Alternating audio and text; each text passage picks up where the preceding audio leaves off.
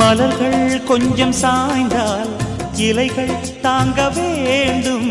மங்கை கொஞ்சம் சாய்ந்தால் என் மார்பில் தாங்க வேண்டும்.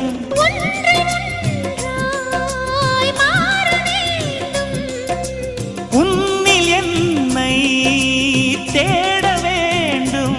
எப்போதும் இடைவிடாமலும் நகப்படாமலும் கட்டில் பூவை நீ கையாள வேண்டும். காதல் இல்லாதது ஒரு வாழ்க்கையாகுமா?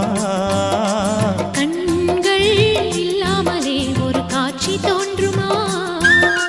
காதல் இல்லாதது ஒரு வாழ்க்கையாகுமா? கண்கள் இல்லாமலே ஒரு காட்சி தோன்றுமா?